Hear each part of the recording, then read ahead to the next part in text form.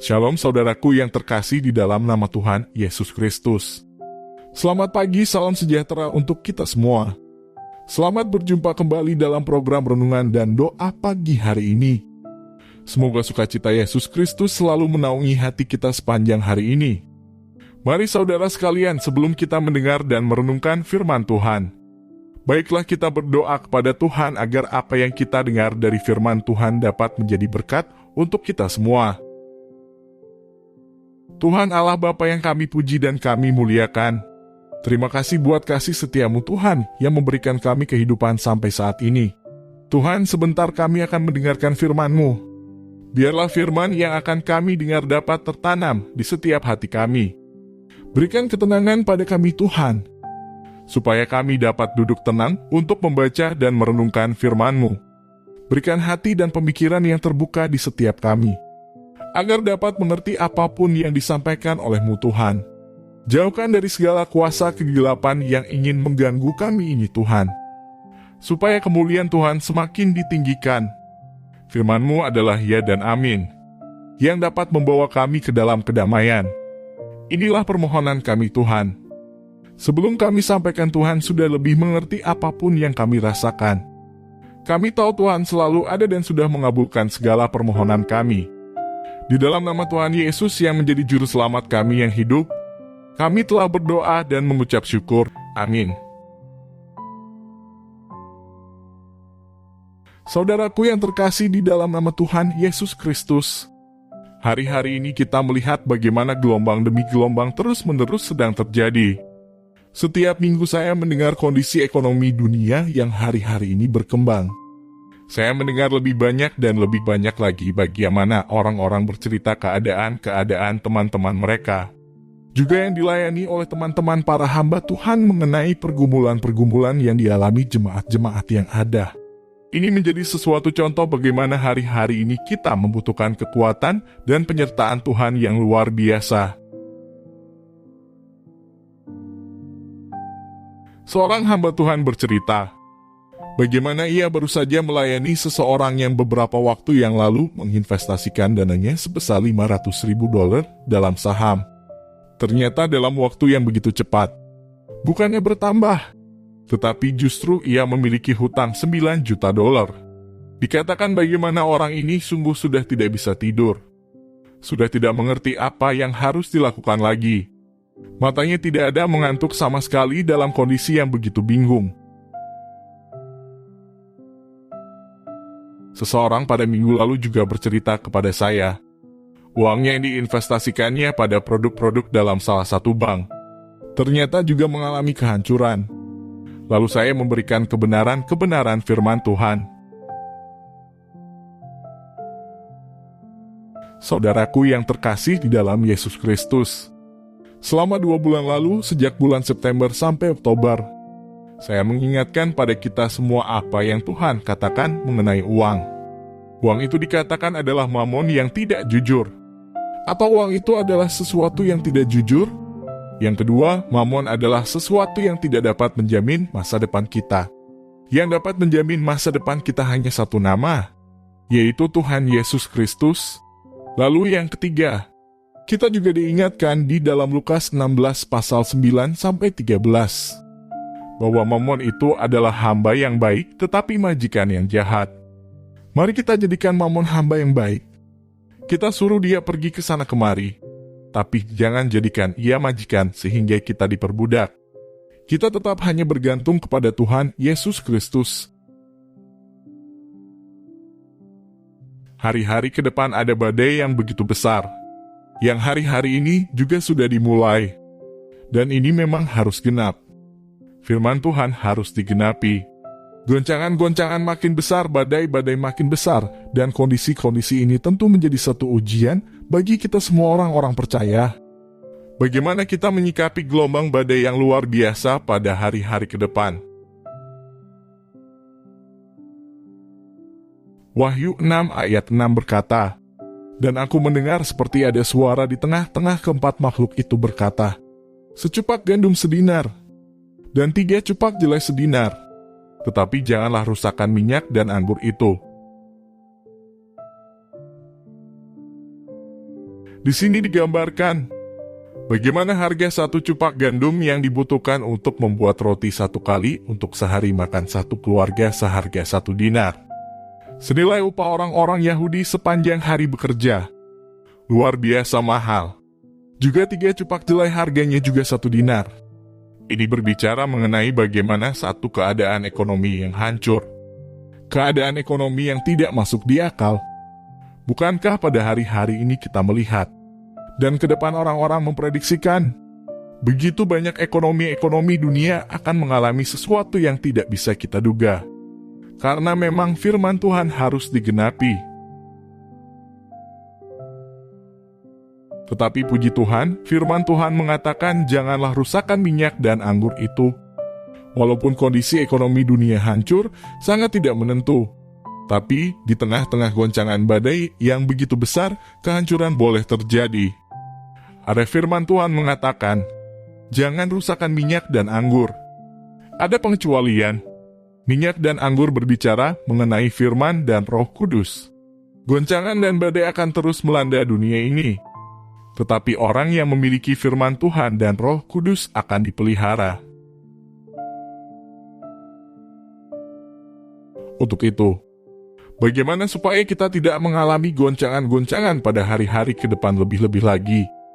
Tuhan sudah berjanji bahwa orang-orang yang memiliki minyak dan anggur atau yang dimaksud firman dan Roh Kudus akan dipelihara. Jangan dirusakkan.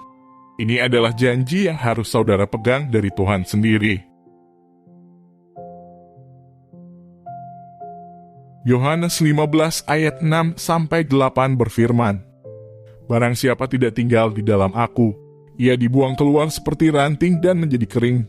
Kemudian dikumpulkan orang dan dicampakkan ke dalam api lalu dibakar. Jikalau kamu tinggal di dalam aku dan firmanku tinggal di dalam kamu, mintalah apa saja yang kamu kehendaki dan kamu akan menerimanya. Dalam hal inilah Bapakku dipermuliakan, yaitu jika kamu berbuah banyak dan dengan demikian kamu adalah murid-muridku. Mari kita simak pesan-pesan Tuhan. Siapa-siapa saja orang-orang yang akan dipelihara, yang tidak akan mengalami kerusakan, yaitu saudara dan saya pada waktu krisis ekonomi, badai menggoncang dunia ini dalam segala perkara. Ayat ke-6 adalah peringatan buat kita semua. Kalau kita tidak melekat dan tidak berbuah, maka kita akan menjadi ranting yang gersang dan akhirnya harus dipotong, dibuang, dan dibakar. Ini menjadi peringatan buat kita. Siapa yang akan mengalami pemeliharaan Tuhan yang luar biasa waktu goncangan terjadi? Yohanes 15 ayat 7 berkata, jikalau kamu tinggal di dalam aku dan firmanku tinggal di dalam kamu, mintalah apa saja yang kamu kehendaki dan kamu akan menerimanya. Saudara yang rindu untuk datang ke gereja Tuhan dan beribadah adalah orang-orang yang lahir baru. Ada orang yang datang ke gereja, tapi bukan untuk beribadah. Pada sekian belas tahun yang lalu, ketika saya masih melayani di Wisma Karsa Pemuda, Jakarta. Pada waktu sedang beribadah, ada seorang pemuda mungkin berumur sekitar 30-an tahun datang mau ketemu pendeta. Lalu saya keluar bersama beberapa yang lain. Mukanya merah dan rasanya begitu beringas. Setelah duduk dan semua berdoa dalam roh, tiba-tiba pemuda ini menangis terseduh-seduh. Lalu ia mengeluarkan dari sakunya sebuah pisau lipat. Diserahkan kepada salah satu dari kami. Pisau itu sudah dicelup racun, sehingga begitu orang kena pisau lipat itu pasti dia mati. Dan yang ingin dibunuh adalah papanya karena ia benci sekali dan sangat marah pada papanya. Hari itu ia mau mencari papanya dan ingin membunuh. Lalu kami layani dia dan dibereskan. Lihatlah, ada orang yang datang ke gereja bukan untuk beribadah tapi untuk berbuat kejahatan. Juga di Jakarta ada orang datang ke gereja bukan untuk tinggal di dalam rumah Tuhan, tapi mau menyolong. Sekali waktu di Wisma Karsa Pemuda ada altar call. Orang-orang pada maju ke depan. Tiba-tiba ada satu ibu ketika kembali mengatakan bahwa ia kehilangan tas. Jadi rupanya pada waktu semua altar call ke depan, ada orang yang malah mundur ke belakang sambil membawa tas orang. Ada orang yang datang ke rumah Tuhan untuk menggosip. Ada lagi yang tujuannya untuk cari jodoh. Saudaraku, tinggal di dalam Tuhan berbicara mengenai lahir baru dalam Yesus Kristus. Itu kunci yang utama agar kita ada dalam pemeliharaan, diluputkan, tidak dirusakkan. Pada waktu dunia digoncangkan dengan segala isinya, kita hanya percaya di dalam satu nama Tuhan Yesus Kristus. Hanya lahir baru di dalam nama Tuhan Yesus Kristus. Itu menjadi sebuah pemeliharaan bagi kita semuanya. Pada zaman dulu, di rumah nenek saya masih menggunakan sumur timba dengan ember kaleng untuk mengambil airnya. Ember ini menggambarkan mengenai firman Tuhan tinggal di dalam saudara. Waktu ember ini dikerek masuk ke dalam sumur itu, artinya saudara masuk ke dalam rumah Tuhan dan tinggal di dalam rumah Tuhan. Tapi belum lengkap. Tuhan katakan selanjutnya, dan firman-Ku tinggal di dalam kamu. Ember itu diturunkan terus dan mengambil airnya hingga penuh. Ember kaleng itu lama-kelamaan bocor karena penyok terbentur sana-sini. Sore-sore maka dipanggillah tukang patri untuk disolder sehingga tidak bocor lagi. Waktu saudara masukkan air ke dalam ember itu, berbicara mengenai firman-Ku tinggal di dalam kamu. Seringkali ember itu karatan dan menjadi bolong ketika dikerek kembali ke atas. Airnya yang tadinya di bawah penuh begitu sampai di atas tinggal setengah karena ada yang bocor. Firman Tuhan seringkali bocor dalam kehidupan kita. Semua karena kita punya dosa. Jadi saudara harus lengkap. Bukan cuma masuk beribadah ke rumah Tuhan, lahir baru, itu tidak cukup. Saudara juga harus isi ember hidup. Ember rohani saudara juga harus dibuka besar-besar supaya air kehidupan, yaitu firman Tuhan memenuh. Sehingga lengkaplah kehidupan kita. Penuh, jangan ada yang bocor.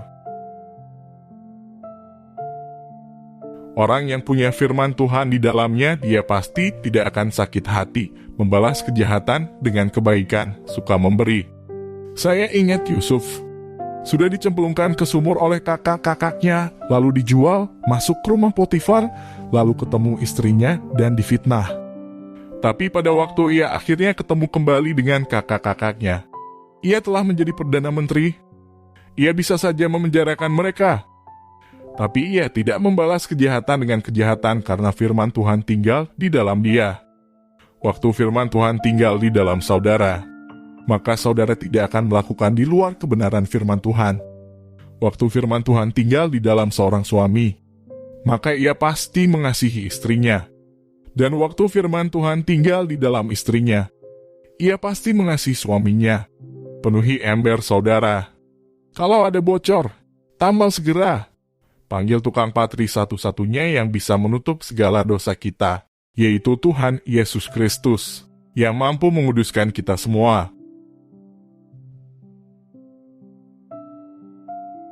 Yohanes 15 ayat 7 diakhiri dengan mintalah apa saja yang kamu kehendaki, dan kamu akan menerimanya. Biasanya Tuhan memberikan apa yang kita butuhkan, bukan apa yang kita kehendaki.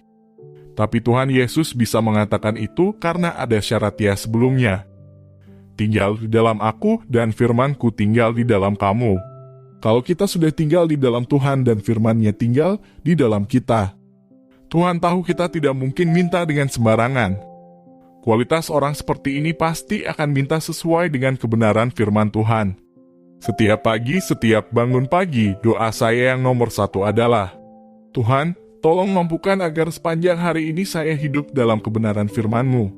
Tuhan tolong, saya mau hidup benar, saya hidup jadi berkat buat banyak orang, saya mau memuliakan nama-Mu. Tuhan tolong, beri saya kemampuan itu. Itu menjadi doa saya setiap pagi. Ada seorang raja yang begitu kaya, anak dari Daud. Waktu ia tidur, Tuhan datang dan bertanya apa yang Salomo minta. Salomo meminta hati yang paham. Dalam 1 Raja-Raja 3 ayat 9, hikmat dari Tuhan, karena Salomo tidak meminta kekayaan dan panjang umur, hanya meminta hikmat dari Tuhan. Maka Tuhan memberikan hikmat dan bonusnya adalah kekayaan yang luar biasa.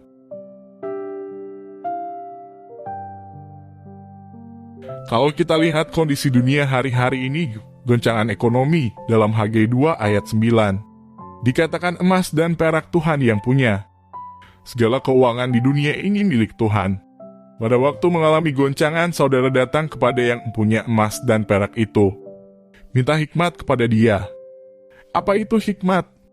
Yakobus 1 ayat 5. Tetapi apabila di antara kamu ada yang kekurangan hikmat, hendaklah ia memintakannya kepada Allah, yang memberikan kepada semua orang dengan murah hati dan dengan tidak membangkit-bangkit. Maka hal itu akan diberikan kepadanya. Hikmat yang dikupas Yakobus ini berbicara mengenai kualitas hidup. Kita minta kualitas hidup kepada Tuhan. Kualitas ini berbicara mengenai manusia yang baru. Seseorang bukan diukur dari panjang umurnya, tapi Tuhan lihat dari kualitas hidup kita. Waktu kita memiliki kualitas ini, Tuhan akan memberikan perlindungan dan benar-benar hikmat kepada kita semua untuk melakukan hal-hal ke depan. Yohanes 15 ayat 80 berkata, "Dalam hal inilah Bapa-Ku dipermuliakan, yaitu jika kamu berbuah banyak dan dengan demikian kamu adalah murid-murid-Ku." Hari-hari ini orang-orang Yahudi telah masuk dalam kalender Samkhtat, berbicara mengenai tahun berbuah. Bukan kebetulan di tengah goncangan ini kita ada di dalam tahun berbuah. Artinya orang-orang yang tidak akan mengalami goncangan, hanya orang-orang yang dipelihara Tuhan, yang hidupnya di dalam buah Roh Kudus. Seringkali Tuhan izinkan dengan peristiwa yang kita alami, untuk memunculkan 9 buah roh kasih, sukacita, damai, sejahtera, kesabaran, kemurahan, kebaikan, kesetiaan, kelemah lembutan, penguasaan diri. Pohon mangga yang tidak berbuah kadang harus dibacok dan dipaku agar dapat berbuah lebat dan manis. Melalui peristiwa-peristiwa yang ada, biar buah roh itu keluar dari dalam kehidupan kita. Kita bersyukur atas setiap peristiwa, atas suami dan istri kita, atas teman-teman kita. Kalau mereka ada semua karena kasih anugerah Tuhan untuk kita semua. Supaya hidup kita makin berbuah-buah, kasih makin muncul, kesabaran kita makin muncul, penguasaan diri makin muncul, sukacita makin muncul, damai sejahtera makin muncul. Waktu kita makin berbuah lebat. Ekonomi boleh dihancurkan, tetapi janganlah rusakkan minyak dan anggur itu. Jangan rusakkan orang-orang yang memiliki firman Tuhan dan buah roh.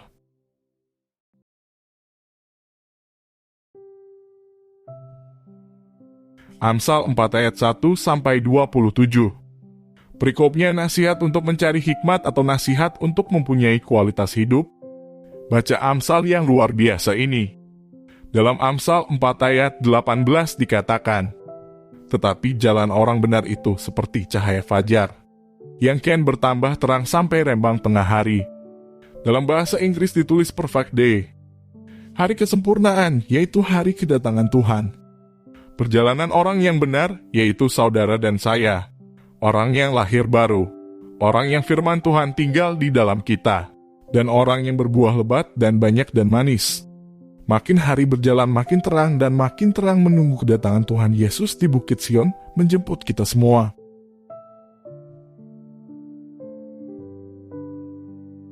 Demikianlah firman Tuhan pagi hari ini.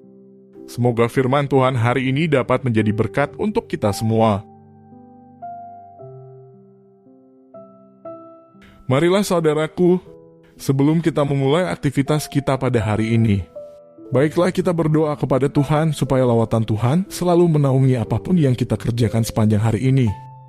Dan bisa menjadi berkat untuk kita, bahkan orang di sekitar kita, supaya nama Tuhanlah yang dipuji dan dipermuliakan. Terima kasih Tuhan atas firman-Mu yang Engkau berikan pada kami.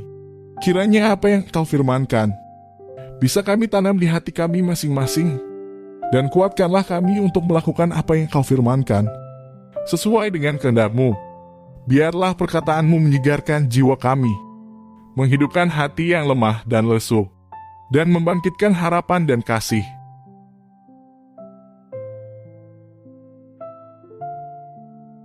Segala puji dan syukur kami panjatkan ke hadirat-Mu Tuhan, atas segala cinta dan kasih-Mu yang masih kami rasakan di pagi hari yang indah ini, sehingga kami dapat melewati malam dan bangun dengan tubuh yang sehat dan penuh dengan sukacita. Itu semua karena berkat-Mu. Tuhan, Engkau tahu sebentar lagi kami akan memulai aktivitas kami dalam bekerja. Kiranya Tuhan selalu membimbing kami dalam segala pekerjaan yang akan kami lakukan. Jauhkanlah kami dari segala mara bahaya. Dan jadikanlah pekerjaan yang kami lakukan ini menjadi berkat bagi kami dan juga orang lain. Ajari kami Tuhan untuk selalu bersabar dalam bekerja. Selalu tetap mengandalkan kuasa-Mu dalam bekerja dan senantiasa menyelesaikan pekerjaan dengan seisi-Mu Tuhan. Bimbing kami untuk bekerja dengan semangat dan kasih. Bekerja sama dengan orang lain, terutama bekerja sama dengan Tuhan. Ketika kami mengalami kesulitan dalam bekerja, jangan biarkan kami tersesat Tuhan, tetapi tuntunlah kami dengan kasih-Mu untuk mencari jalan keluar dari segala kesulitan yang kami jumpai selama bekerja. Tuhan, di atas semua permohonan ini, kami adalah manusia yang lemah dan penuh dosa. Kiranya terlebih dahulu berikan kami pengampunan Tuhan, agar kami layak disebut sebagai anak-Mu dan layak memohon dari-Mu Tuhan.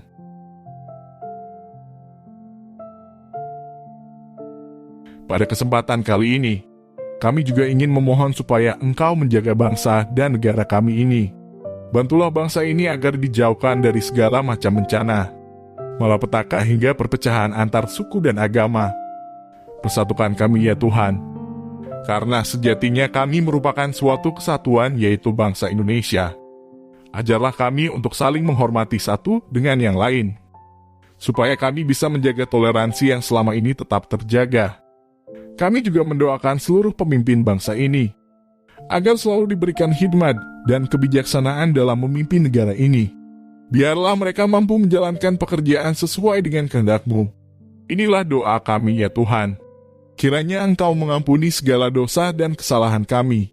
Mampukan kami untuk selalu bersyukur dan bersukacita atas berkat-Mu atas kami. Terima kasih Tuhan. Kami alaskan doa ini hanya dalam nama Tuhan Yesus kami berdoa. Amin.